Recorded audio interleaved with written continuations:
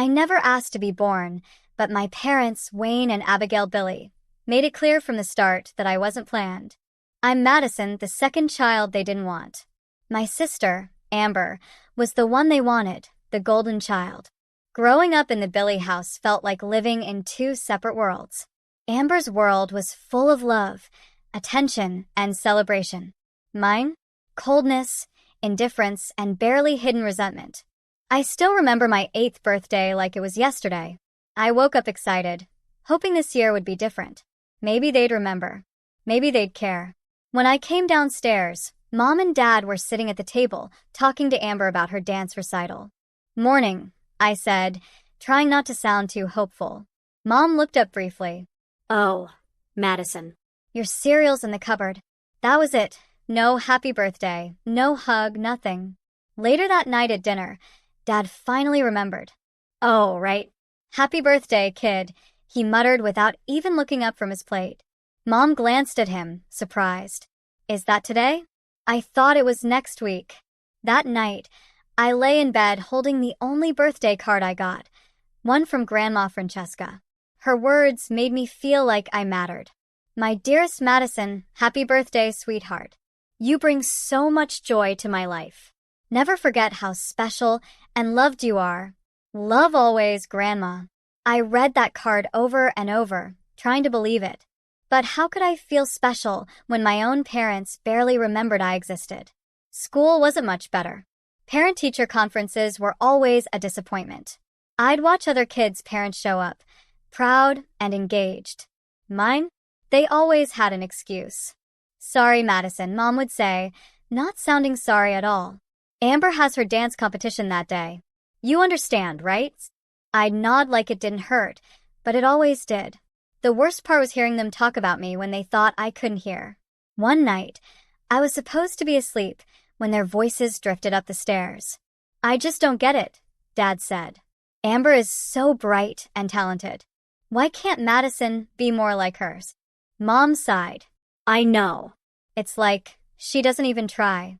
Remember how Amber was reading at 4? Madison could barely tie her shoes at that age." Their words cut deep. Each one was a reminder that I'd never be good enough, never be wanted. As I got older, the distance between me and my parents only grew. I became quiet and kept to myself. Why try when nothing I did would ever be good enough? But there was one person who truly saw me, Grandma Francesca. Every visit to her little house felt like entering a different world, a world where I was loved, where what I said mattered, where I could just be me. When I was 13, I reached my breaking point. Home had become unbearable, and I knew I had to make a change to save myself. One day, with tears running down my face, I went to Grandma. "Grandma," I said, my voice barely a whisper, Can I live with you?" I held my breath, afraid she might say no. But her answer came immediately, full of love and warmth. "Oh, sweetheart," she said, pulling me into a hug. "You'll always have a home with me. And one day, everything I have will be yours." I melted into her arms, feeling safe for the first time in years. I didn't care about inheriting anything. I just wanted to feel loved and wanted. When my parents heard about it, their reaction didn't surprise me. They laughed. "That tiny old house," Dad scoffed. "And she works at the library for peanuts.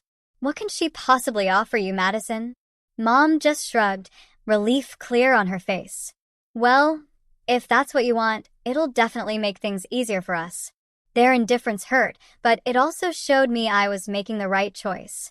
They didn't value what Grandma could give me, but they were glad to pass off their responsibility. Living with Grandma wasn't easy. Money was tight, and we often struggled to get by. Grandma worked long hours at the library, and I started doing small jobs to help. But none of that mattered because, for the first time, I felt loved and accepted. Grandma never missed a school event. She was always there, sitting in the front row, cheering for me at every presentation and award ceremony. My drawings covered her fridge, and she proudly told everyone about her brilliant granddaughter. Under her care, I started to thrive. The shy, quiet girl I had been began to fade away. I made friends, joined clubs, and my grades improved a lot. It was amazing what a little love and support could do. Even though we struggled financially, sometimes Grandma skipped meals so I could have a full plate. Our little home was filled with warmth and care. It made up for anything we didn't have. Everything felt like it was finally falling into place until one crisp autumn afternoon when Grandma came home with a look on her face that changed everything. I had never seen an expression like the one on Grandma's face before, a mix of happiness and sadness all at once. She was smiling, but her eyes were teary. "Madison, sweetheart," she said, her voice shaking. "We need to talk. It's about my sister Marilyn. She passed away unexpectedly." I barely remembered Aunt Marilyn. She was a wealthy businesswoman who had been distant from the family for years. "I'm so sorry, Grandma," I said, reaching for her hand. She squeezed it tightly and continued. "There's more, Madison. Marilyn, she left me everything. Her entire fortune. We're millionaires now, sweetheart. Multi-millionaires." The news of Grandma's inheritance spread quickly. It didn't take long for my parents to show up. One evening, there was a knock at our door. When Grandma opened it, there they were, Wayne and Abigail, smiling with teary eyes. "Francesca," Madison, Mom said, her voice shaky in a way I'd never heard before. "We've made a terrible mistake." Dad nodded, looking more humble than I'd ever seen him. "We've been awful parents. Truly awful. But we've realized how wrong we were and we want to make things right." I stood there, frozen. These people, who had ignored me for so many years, were now begging for a second chance. "Please, Madison," Mom said, reaching out to me. "Come home. Let us be the family we should have been all along." I turned to Grandma, feeling lost and unsure. She gave me a kind smile. "It's your decision, sweetheart. Whatever you choose, I'll support you." After days of thinking it over, I decided to give them another chance. With Grandma's blessing, I packed my things and returned to the Billy house. At first, it felt like a dream come true. Mom and Dad were attentive and loving. They came to every school event, cheering loudly for me. They started giving me thoughtful gifts, not expensive, but ones that showed they were paying attention to what I liked. We even began having family game nights. I'll never forget the first time Dad ruffled my hair after I won at Monopoly, saying, "That's my girl." The feeling of warmth that spread through me was indescribable. The biggest surprise was at bedtime. Mom started tucking me in every night, something I had always wished for as a little girl. She'd smooth my hair and kiss my forehead softly. "Good night, sweetheart," she'd whisper. "We love you so much." Even Amber seemed to have changed. She started including me in her plans, introducing me to her friends, and giving me advice about boys and makeup. I wanted to believe it was real, that my family had truly changed and finally saw me for who I was. But a tiny voice in the back of my mind kept whispering doubts. Why now? Why only after Grandma came into money? I tried to push those thoughts aside, wanting to enjoy the loving family life I had always dreamed of. I called Grandma often, excitedly telling her how happy I was and how great things were at home. She always seemed glad for me, but there was a hint of concern in her voice. "Just remember, Madison," she'd say, "you always have a home with me, no matter what." Life in the Billy house found a new routine as time went on. Amber, always the golden child, graduated high school with honors and went off to a fancy college. Grandma moved into a beautiful new house and retired from her job at the library.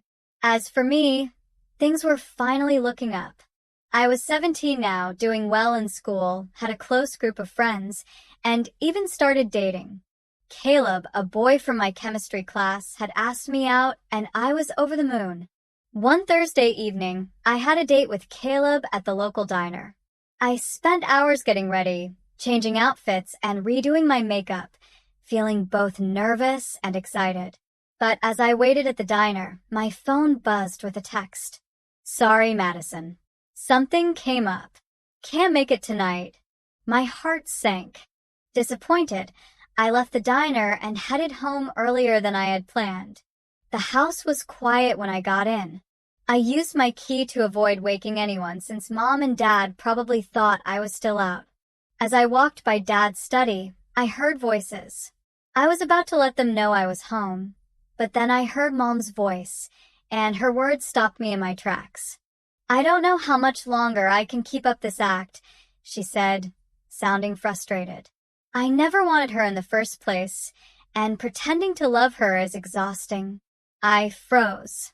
My whole body went cold. Pretending to love me? Shaking, I took out my phone and hit record, unable to stop myself from listening. Dad's response made my stomach turn. We just have to be patient. Once Mom passes, all the money will go to Madison. If we play our cards right, we can convince her to share it with us. Just think of the life we could have. I stood there, unable to move, as my world fell apart. Everything I thought I had, the loving family, the bedtime kisses, the proud smiles at my achievements, it was all fake. It was all a show, all for Grandma's money.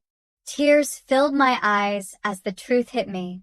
Every moment of love and acceptance had been a lie.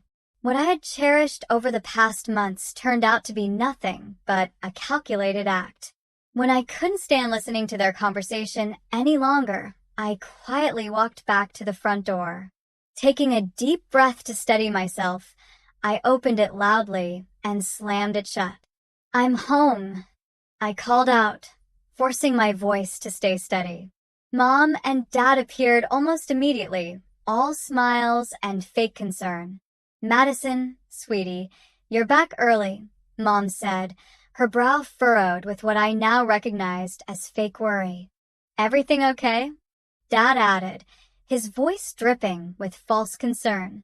I wanted to scream at them, to call out their lies right then and there. But instead, I forced a weak smile. Caleb canceled, I muttered, watching their faces closely. Something came up. Their reactions were perfect, too perfect.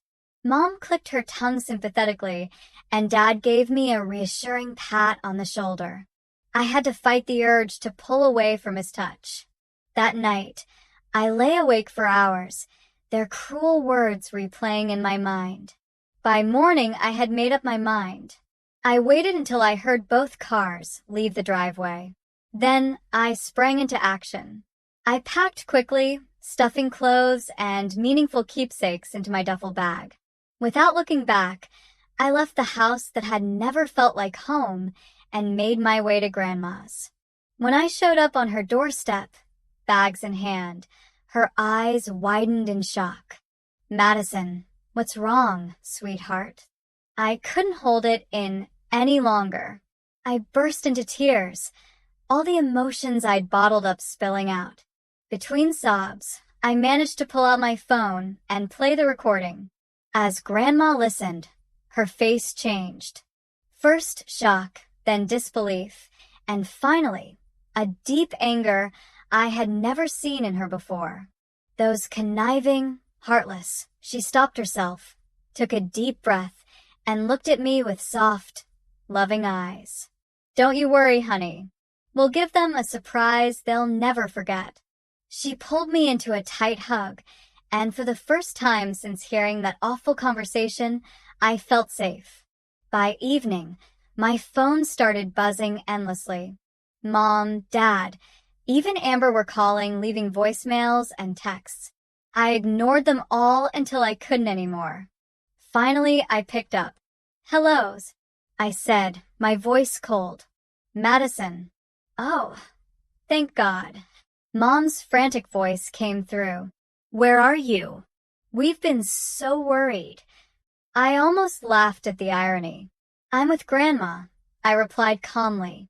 And we'd like to invite you all over tomorrow for a family conversation. There was silence on the other end before Mom stammered. Of course. We'll be there. Madison. Honey, whatever's wrong, we can fix it. I hung up before she could finish.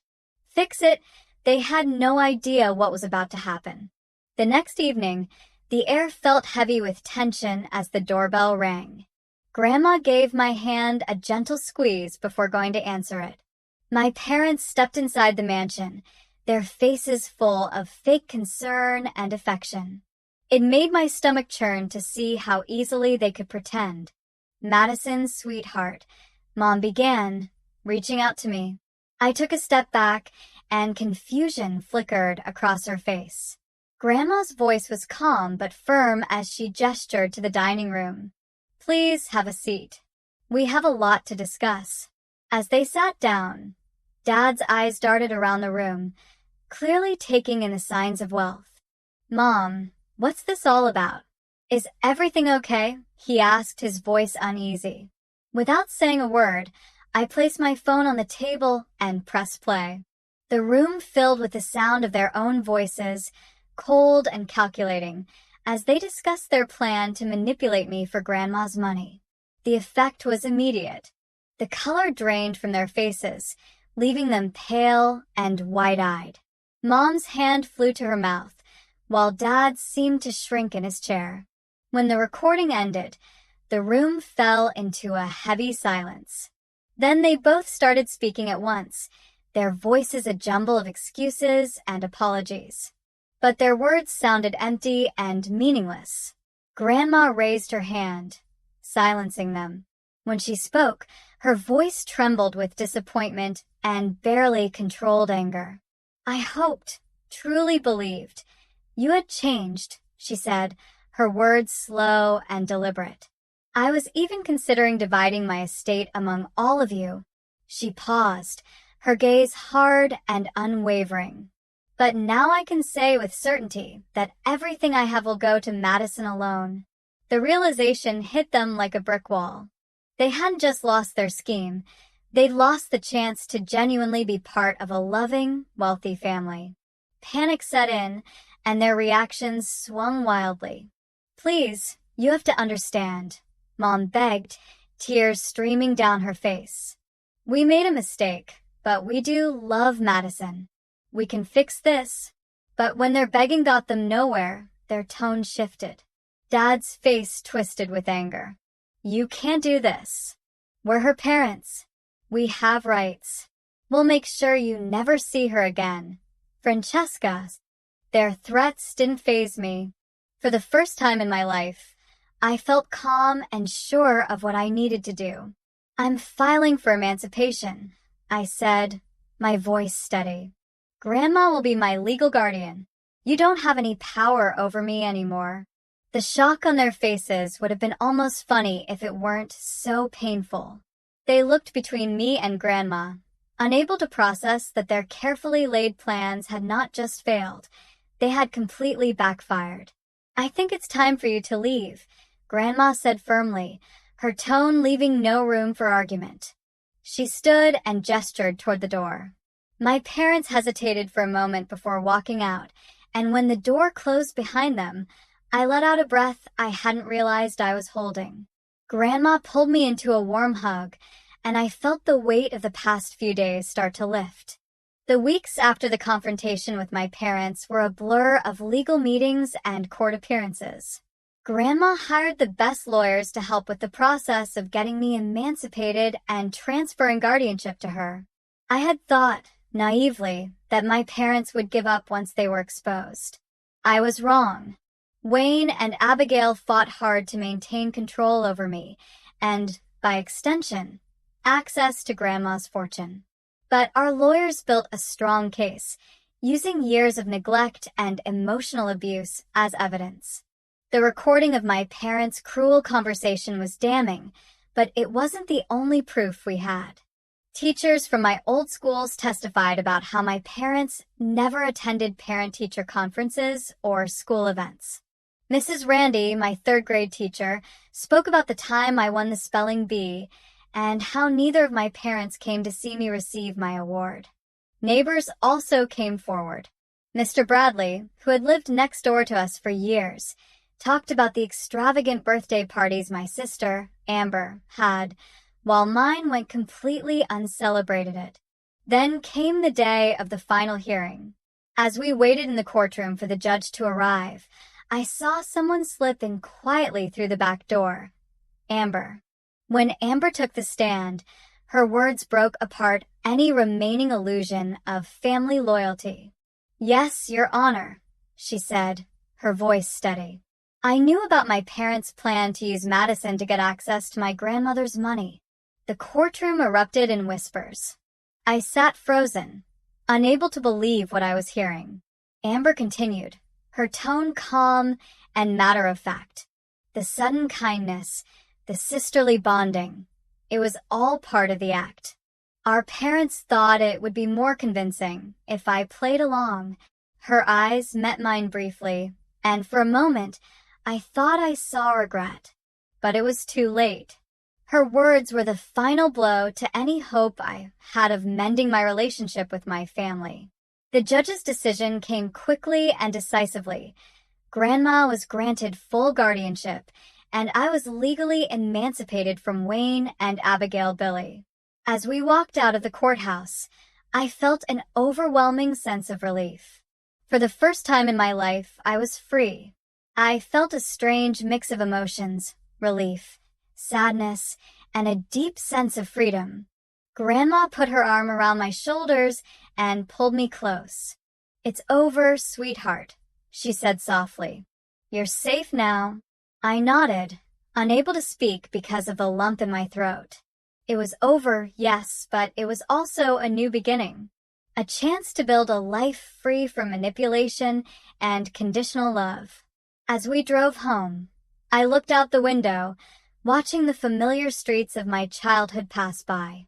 I was leaving behind the family I was born into, but I was moving towards something far more meaningful, a future built on real love, respect, and acceptance. After the legal battles and emotional chaos, I found myself standing at the start of a new life. The mansion I now shared with Grandma wasn't just a house. It was a safe haven where I could finally breathe, grow, and heal. With her love and support as a constant in my life, I focused on my studies with a new sense of purpose. I wasn't trying to prove my worth to indifferent parents anymore. Instead, I was building a future for myself on my own terms. Grandma, true to her word, gave me every opportunity she could. But more than the material comforts or tutors she provided, it was her constant love and encouragement that made the biggest difference. "You can be anything you want to be, Madison," she'd say with a proud smile. "The world is yours." We went on adventures I had never dared to dream of before. In England, I fell in love with art and architecture.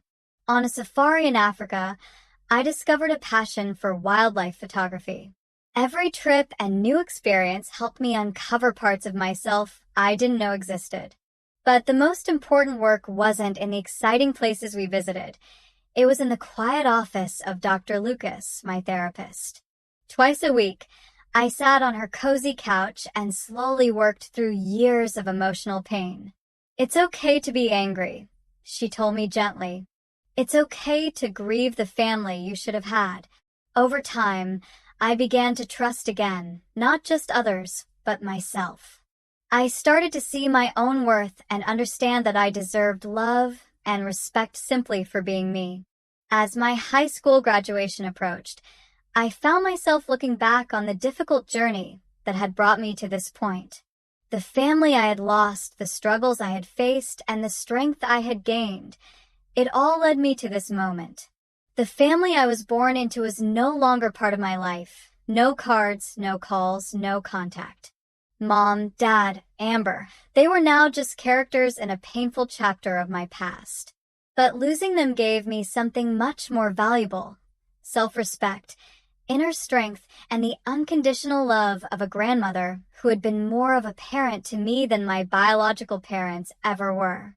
The night before graduation, Grandma and I sat on the patio, watching the sunset paint the sky in shades of orange and pink.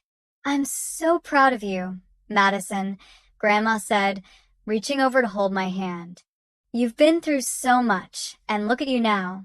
You're stronger and more beautiful than ever." I felt tears well up, but for the first time, they were tears of joy. "I couldn't have done it without you, Grandma. You saved me." She shook her head, smiling. No, sweetheart. "You saved yourself. I just gave you a safe place to do it." The next day, as I stood on stage accepting my diploma, I heard Grandma's cheers above everyone else. A sense of peace washed over me. The pain of my past no longer defined me. Instead, I felt excitement for the bright future ahead. I had lost the family I was born into, but I gained something far more precious: the freedom to become who I was always meant to be.